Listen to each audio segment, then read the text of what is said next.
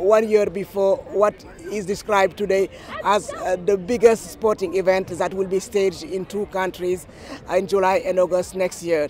After 2.5 years of global health pandemic, it's really time for the people to get united, and definitely the Women's World Cup 23 gives opportunity of family to come together, but also people who have been restricted from traveling over the past 2.5 years to be able to come together and experience what will be the most vibrant in terms of cultural diversity, but also in terms of greatness. And the idea is really to take the competition beyond greatness.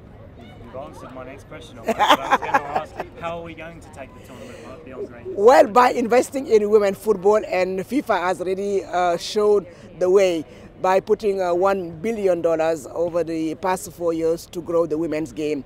By also building this kind of pitch that will be a legacy for the FIFA Women's World Cup 23 in all the host cities.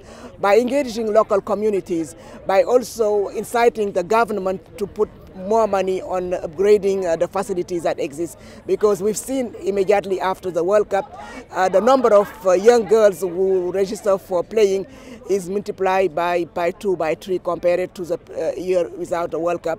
And it's a good opportunity also when they come on board to play football that they find that they have adequate facilities to welcome them.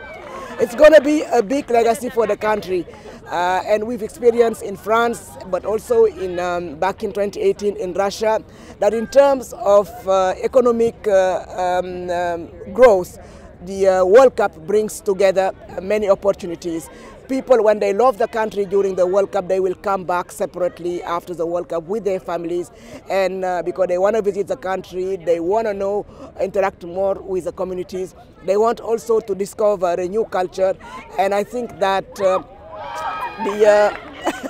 the level of curiosity among the people who are coming as football fans will be shown in terms of figure of the number of tourists that will come in the country after the World Cup. Just missed a great goal behind Yes. you. Apologies. So final question from me.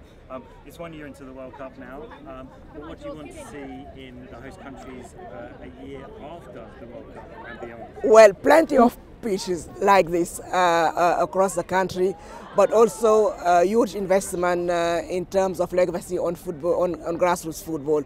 We have seen already here in Australia that Football Australia has invested a great deal of energy, but also of fund in order to develop grassroots football to support the very ambitious plans of FIFA to reach 60 million women players registered by 2026.